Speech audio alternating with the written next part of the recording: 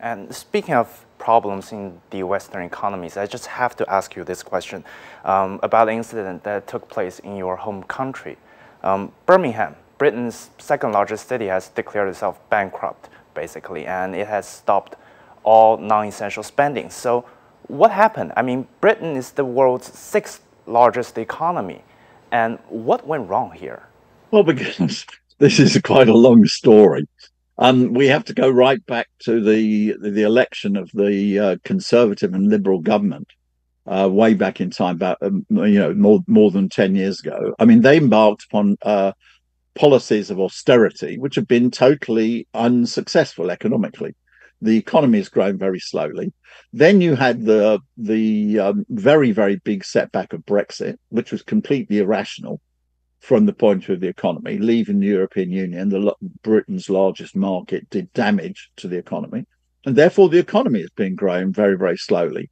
And therefore, you've got a situation which is a great deal of strain on all the finances of major cities in Britain. And Birmingham happens to be the one which is worst of all. And therefore, it's gone bankrupt.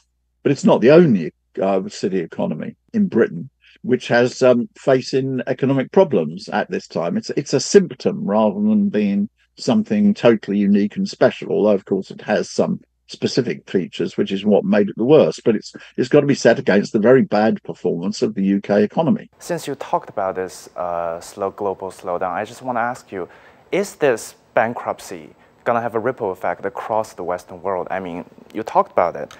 There's a slowdown in the economic development of the developed countries. So are we going to see matters get worse? And what should we do about it? No, Birmingham by itself is not going to have a ripple effect. It's too small. Birmingham is a symptom rather than the cause of this problem.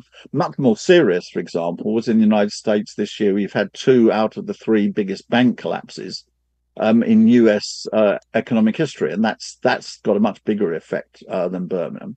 The problem is the very slow growth is putting all sorts of strain into the financial system of many countries. In addition to the bank collapses in the United States, in Europe, we have almost no growth. I mean, the fastest growing economy in Europe over the last 4 years, that's Italy, has only grown by 1.5%, which means, it's almost close to stagnation, and the other European economies are doing worse.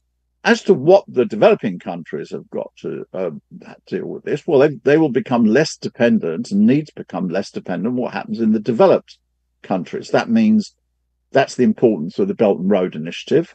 That's the importance of BRICS. There is already a tendency in the world economy for the developing countries to grow more rapidly than the developed economies, and this is going to strengthen. So really strengthening South-South ties is the most important thing for developing countries to do.